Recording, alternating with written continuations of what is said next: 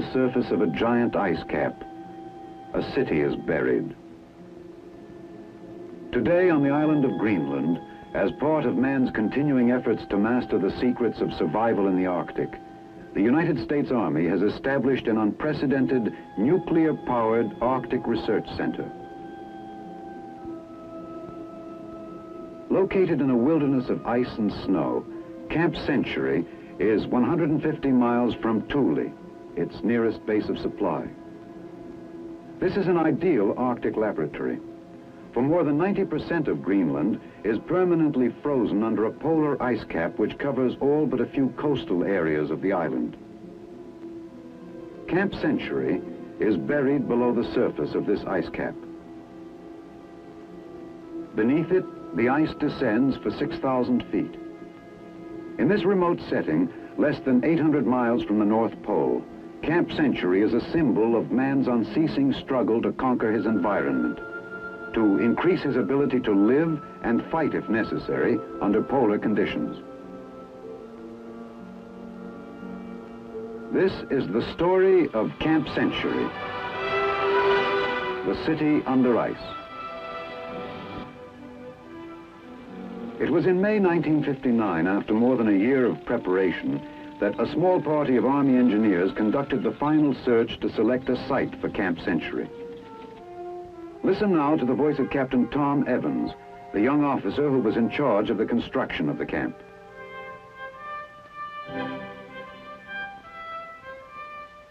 This was the day we really got underway. Colonel Kerkering, commanding officer of the United States Army Polar Research and Development Center, was with me when we made the final reconnaissance. We needed a flat surface, a level with less than 1 degree of slope. This would minimize construction problems by enabling us to keep all of our tunnels on the same level. We finally picked this plateau, a smooth white plain of ice for as far as you could see. This was the closest location to Thule, our supply base, which would not be affected by the summer thaw. That first day, we set out flags marking the boundaries of the camp.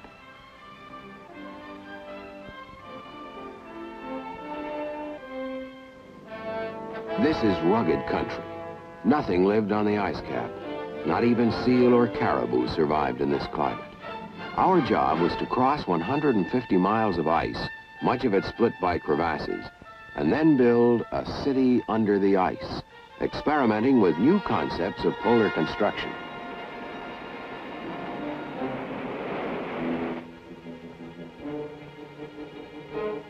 It was several weeks later, at a point where the ice cap sloped down to a narrow strip of barren land along the coast, that our supplies began rolling in by truck for transfer to sleds. To make this transfer possible, we'd had to build a 3-mile road up onto the edge of the ice cap.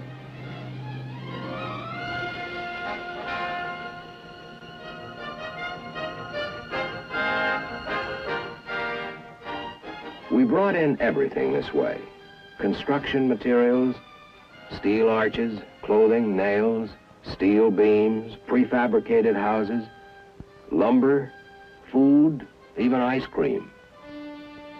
In the months it took to build Camp Century, more than 6,000 tons of supplies were used.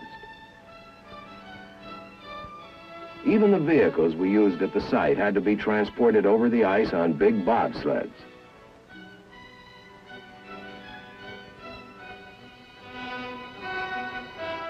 We called these convoys of 10 and 20-ton sleds heavy swings. Crawling up the ice cap at approximately 2 miles an hour, a heavy swing would reach the camp in about 70 hours if everything went well. We used wooden caboose-like trailers, wanigans, to house members of the construction crews for the 3-day trip. Mukluk, a 3-month-old Eskimo sled dog, went along as camp mascot, strictly against regulations. Caterpillar tractors with extra-wide treads pulled the heavy swings. Each tractor could pull from 50 to 100 tons. Finally, like a wagon train in the Old West, the first heavy swing got underway.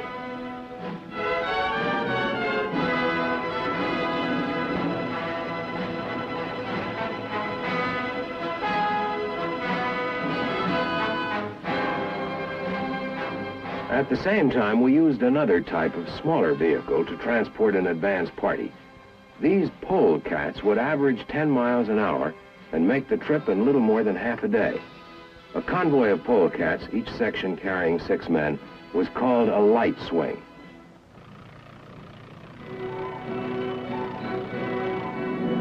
We also used light aircraft. Throughout the operation, these flights brought in key personnel, special cargoes, and mail. We couldn't forget anything. This wasn't country in which to turn around and go back. A compass was useless this close to the pole. Instead, our convoys followed a series of trail markers.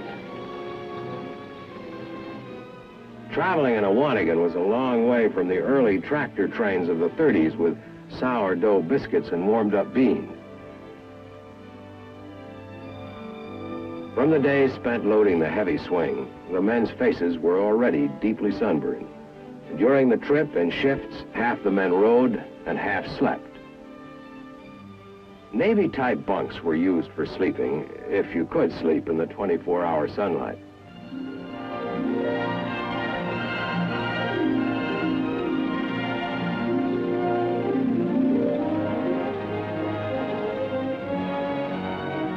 First to arrive at the surface work camp were the aircraft.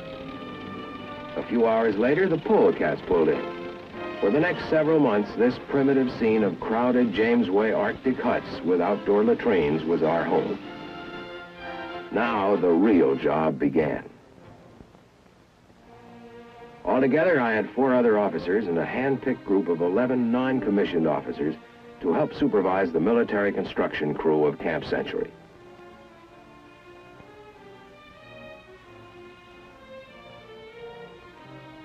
Plans for the camp had been developed months in advance. The basic concept was simple. A system of 23 trenches would be dug into the ice cap and then covered with steel arches and snow.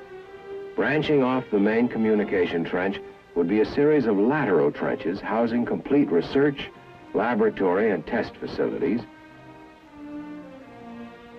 modern living quarters and recreation areas, and a complex of support facilities. Since transporting great quantities of diesel fuel over vast Arctic wastes was impractical, we would install a nuclear power plant. To be absolutely certain that work was progressing properly, I held nightly construction conferences.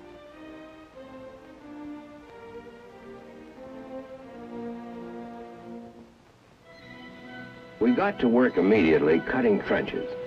This snow milling machine, the Peter plow, was our pride and joy. Manufactured in Switzerland, it could handle up to 1,200 cubic yards of snow an hour.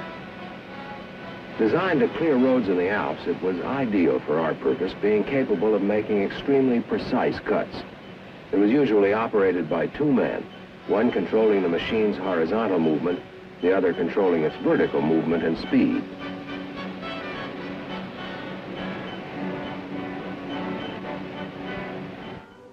When a trench was several feet deep, planks were put down on the shoulders of the cut. Later on, these planks would be used to support the steel arch roof which would cover the trench.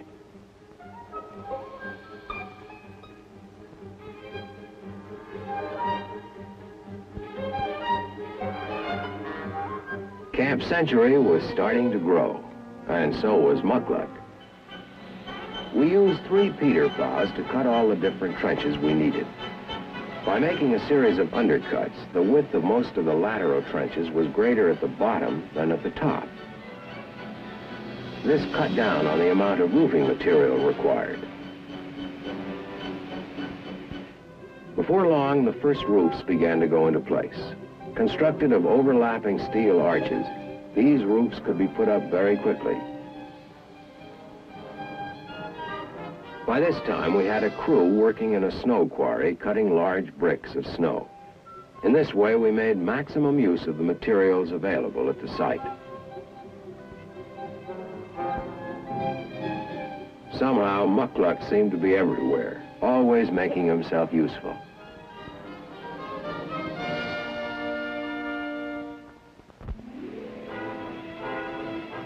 When a roof of steel arches was in place, it was covered with snow.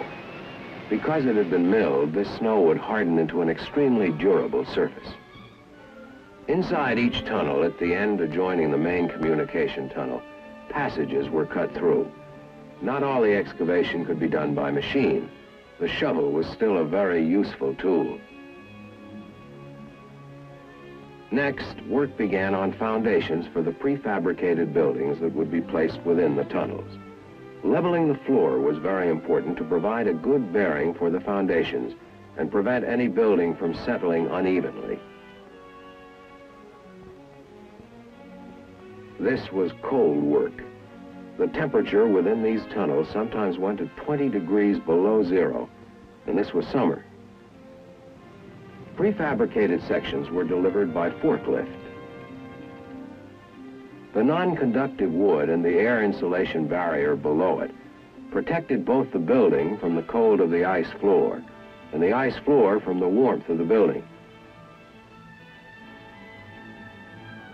Every prefab that went into Camp Century had been pre-erected, tested, and then shipped to us as a unit. Every clip, every doorknob, every light switch came in a single shipment. In this way, we knew there would be no delays caused by missing parts. This is a standard T5 Engineer Arctic building, designed for cold weather use. Composed of plywood insulation panels, these buildings would provide space for comfortable working and living under the ice. Since every unit had been checked out in advance, our crews could put up one of these buildings in less than a day. As soon as the shell was completed, crews began to wire the buildings for interim power provided by diesel generators. As each unit was finished, I marked it off on the chart on my office wall. As the major interior work within each tunnel was completed, the entranceway was blocked up with bricks of snow.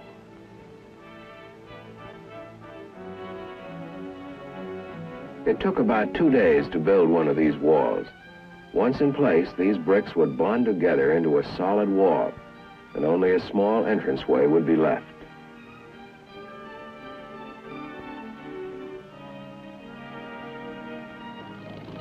We then used a bulldozer to push loose snow into the doorway of the tunnel to complete the seal.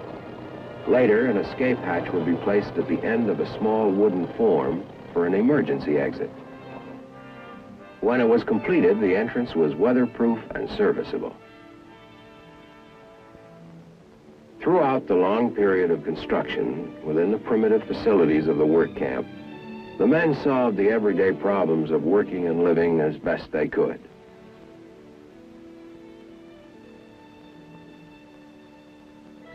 Meanwhile, work had begun on the 4 nuclear trenches. These were the widest and deepest trenches and did not use the undercutting principle.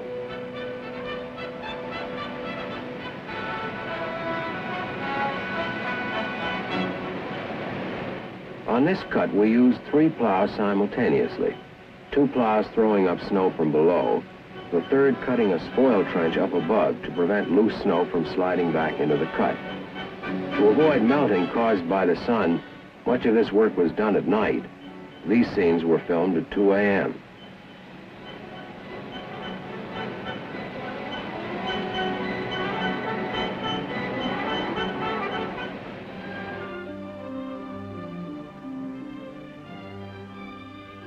The continuous sunlight caused us plenty of headaches.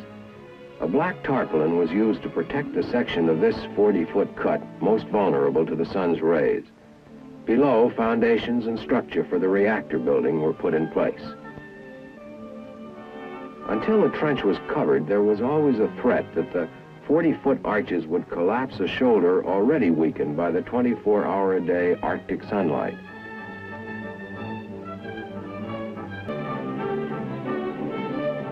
The faster the roof went up, the better. The frame for the reactor building was made of steel beams. Despite the cold and the constant winds, my construction workers climbed like monkeys over the scaffolding and rode the beams into place.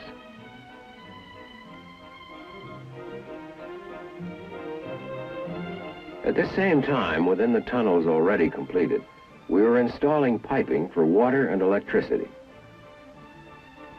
Heavy insulation material was wrapped around every pipe to protect against the extreme cold. A copper heating element inside the insulation kept water lines from freezing. Flexible sewage lines also had to be run through the camp. At this time, to keep on schedule, we were using 12 and sometimes 14-hour shifts. For like any modern city, Camp Century required a complex of interconnecting corridors carrying a maze of piping of all sizes and shapes. One of our proudest achievements was our solution of the water problem. A steam hose with a special drilling nozzle was used to melt a hole 3.5 feet in diameter, 120 feet down into the ice cap, until a pool of water formed which did not drain off. This pool provided 10,000 gallons of fresh water daily. Throughout the camp, an extensive electrical system was now installed. For electrical heating would not only be clean, but it would also reduce the threat of fire. And fire was the worst hazard under the ice.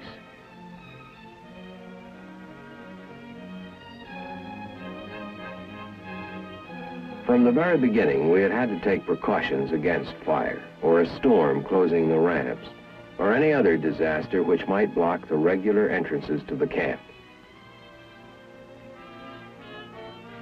16 of these escape hatches were strategically located throughout the various tunnels.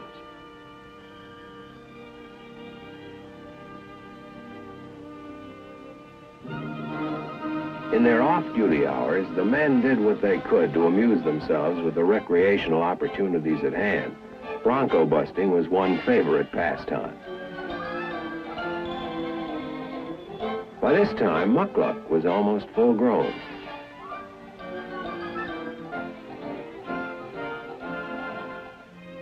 Living in the work camp was pretty much a do-it-yourself operation. Everything took longer and time was always short. Since our crews were working around the clock, if a problem came up that couldn't wait, we tried to resolve it immediately. By early July, most of the heavy construction work on the tunnels was completed. Throughout this operation, it was a steady stream of heavy swings moving back and forth across the ice, more than any other single factor that made it possible for us to complete Camp Century on schedule. 25,000 gallons of diesel fuel, 110 tons, an all-time record sled load. The continuous flow of tractor trains bringing in enormous cargoes were like the dependable tortoise, slow but steady. But they were our lifeline. To service our many vehicles, a maintenance shop was constructed closer to the surface, both as a repair shop and as a garage. For the sub-zero temperatures meant equipment had to be kept warm. Otherwise, engines wouldn't start, lubricating oil solidified, and electrical connections froze. It was at this time that the Marine Fiddler arrived at Thule with the nuclear power plant.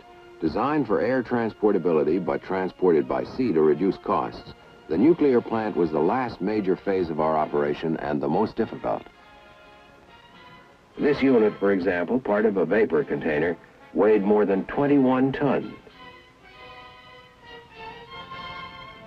Awkward to handle and with high centers of gravity, these packages were delivered to the ice cap over a road built specifically for their transport.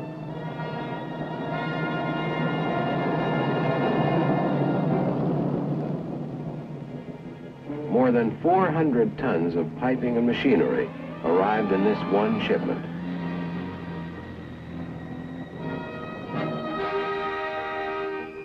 Since the Arctic cold makes metal very brittle, each unit had to be handled with great care.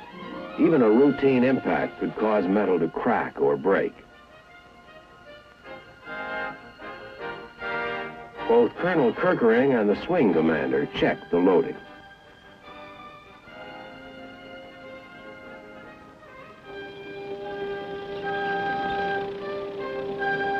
The vapor container, the largest single item in the power plant, was carried on a special flat-bottom sled built expressly for its transport. Everything seemed fine the morning the heavy swing moved out.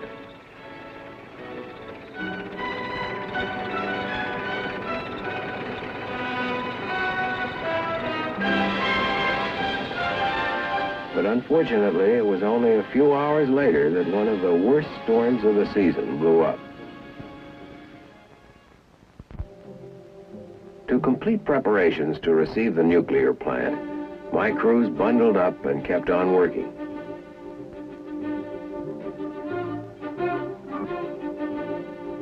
The opening in the roof of the main nuclear trench now had to be closed quickly before the trench began filling with snow. Despite the storm, the heavy swing was still moving. At our end, my crews kept working. It was the only way we could be ready. Out on the ice, the storm cleared a little, and notwithstanding the tremendous load and the weather, this swing made the trip in record time. Just as the swing arrived at the camp, the storm let up entirely. Work began immediately unloading the shipment in preparation for its emplacement. Covers were removed, crates opened. None of the excitement affected Muckluck in the least. Boxes of piping and wiring, each item carefully labeled, were opened so that each unit would be available when needed. Major components shipped in pieces because of weight limitations were reassembled before being moved into the trenches.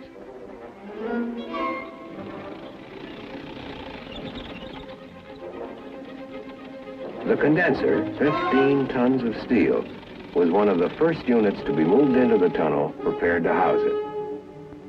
When the condenser was slowly winched forward, small track rollers supported its entire weight. Eased down the ramp by 3 tractors, one in front pulling and 2 in back to keep it from slipping. To bear the weight of the vapor container, the reactor building was constructed around a framework of steel beams. The floor was of heavy planking mounted on other steel beams. We had to use hand rigging methods, the best we could do under the confined conditions, to put the nuclear equipment in place. Every step had to be checked very carefully, since the power plant had been pre-fitted in the United States and must be emplaced within a tolerance of 1/8 of an inch.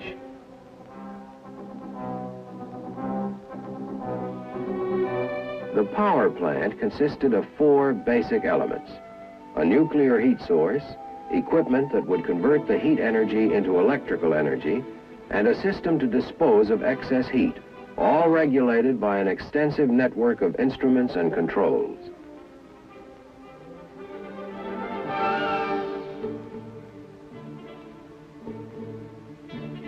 The last buildings to be assembled were those that would contain the nuclear sections. These shells were built around the nuclear system equipment only after every major component had been put in place.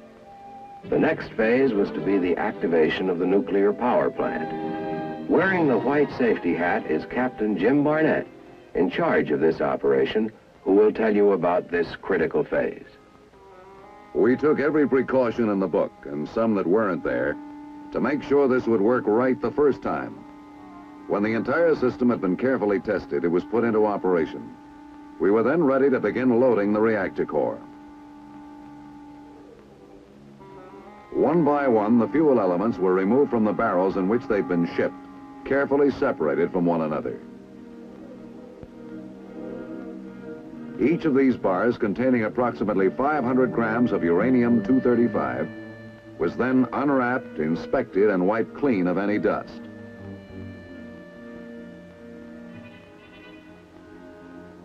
Crewmen wearing protective clothing began to load the fuel elements into a fuel storage tank. This preliminary test proved that the fuel elements, when assembled, would not go active prematurely. After each element was in place, instruments were read and an evaluation of reactivity was made and reported over loudspeakers. The crewmen were protected by a shield of approximately 8 feet of water as they lowered the fuel elements into the fuel storage tank. Later, each of these steel and uranium bars would be transferred underwater to the nearby reactor core. Every step of the testing was meticulously monitored and regular announcements made to the workers assigned to the loading crew. Total U-235 content of the assembled core is 13.376 kilograms. Coefficient of reactivity 0.935. The assembly is still subcritical. When all preliminary tests were completed, we began to transfer the fuel elements one by one and started loading the reactor core. As each fuel element went into place, the count rate of neutrons released gradually increased. Within the core, to prevent the reactor from inadvertently going critical, control rods were in place. This gradual activation of the pile took almost 9 hours. In this tense atmosphere, we changed crews twice. Above us, it was dark and miserable. With the approach of winter, the sun was preparing to set for the year. Finally, our meters reported a significant increase of reactivity.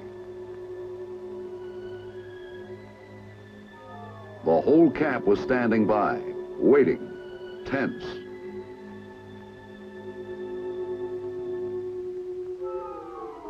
By the 9th hour, the last fuel element had gone into place.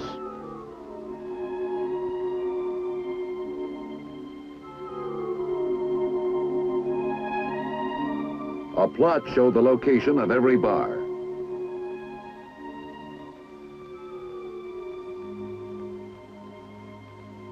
Then the control rods were gradually withdrawn until the reactor went critical at 6:52 a.m. Now here it is. With all 5 control rods withdrawn 6.24 inches, PM 2A went critical at 0652 hours.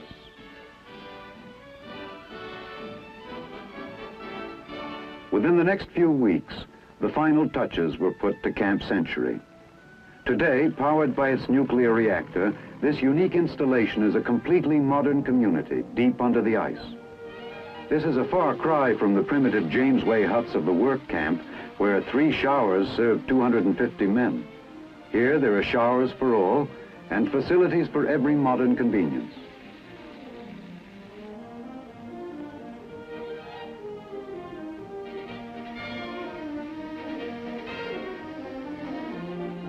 Among the many sophisticated facilities at Camp Century is the dispensary, complete in every detail.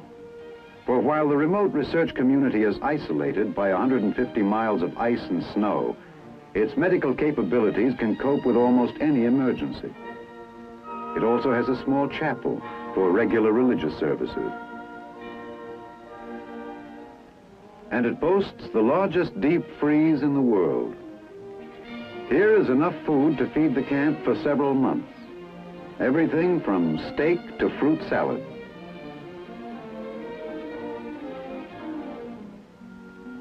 The modern spacious kitchens provide a well-balanced and appetizing menu.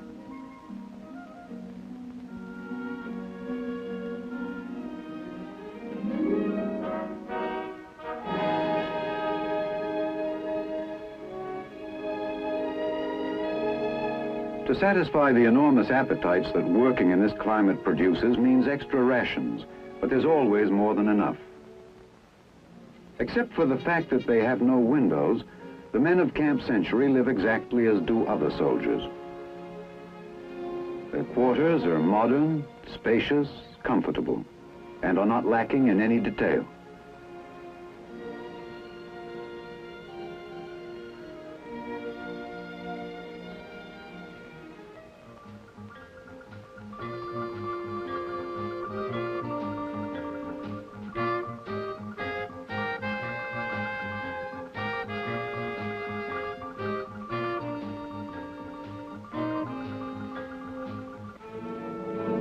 Today, Camp Century is being operated as a year-round Arctic research center.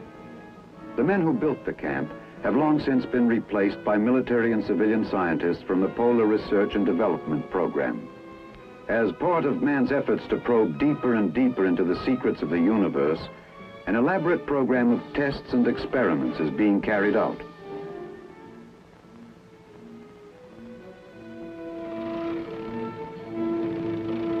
At this very moment, somewhere, men from Camp Century are at work, within the city itself or out on the ice cap.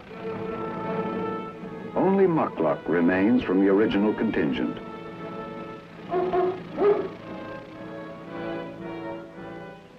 This is the story of Camp Century, of the Army engineers who carved out the underground city, of the many other men of the United States Army who made this project possible, and of man's never-ceasing quest for knowledge.